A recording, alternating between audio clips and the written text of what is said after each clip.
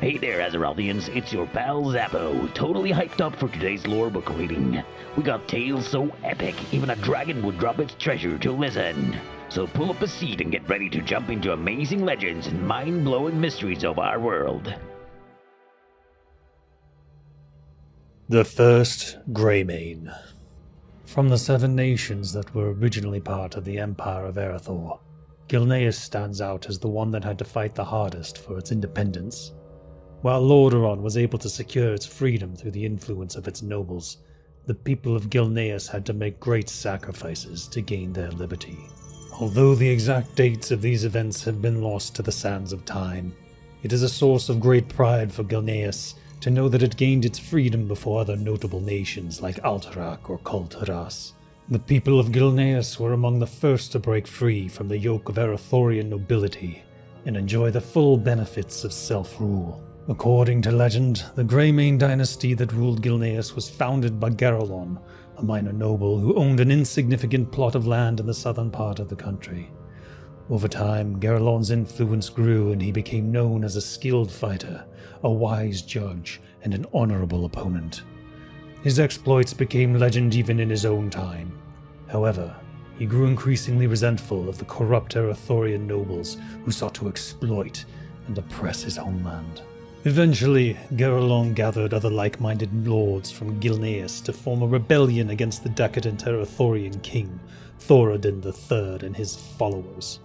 Many lords were hesitant to join the rebellion, but Garelon was able to persuade them and eventually declared himself the King of Gilneas. This was an affront that could not be tolerated by Erethor, which sent its legions to pacify Gilneas. Numerous battles were fought on the peninsula, but despite the bravery and courage of Gilneas' men, the odds seemed stacked against them. Erethor had a numerical advantage and was able to overwhelm the Gilnean armies. The Battle of Ravenswood was lost, and the Gilnean soldiers were scattered, seemingly without hope. But the young Gilnean king was not deterred. He rebuilt his strength and rallied the morale of his men. The final battle was fought on the hills of Stillward. Greymane assumed a defensive position on the hilltop, with cavalry hiding in the nearby forest. The Erethorian forces were over 4 times larger and better equipped, and they rushed Garelon's positions without considering their own men. The Gilnean forces fought valiantly, killing thousands of Erethorians, but it was not enough. The enemy flowed onto the hills and threatened to surround Greymane's army. Thankfully, the cavalry in the woods emerged from hiding to turn the tide of the battle. They galloped out of the forest, charging straight into the Erethorian lines. Caught off guard, the Erethorian formations were shattered. Although they attempted to retreat, the Gilneans gave them no quarter and sought revenge for their previous losses. Thousands of Erethorians were killed, including their king, Thoradin III, who pleaded for mercy but received none. In the end, Gilneas emerged victorious, and the new young king of Erethor soon came to sue for peace. Gilneas was granted its independence and joined Dalaran as one of the independent human nations. King Garelon proclaimed the emancipation of his Gilnean homeland, giving rise to the glorious Greymane dynasty. As the nascent kingdom of Gilneas began to thrive, it faced yet another challenge.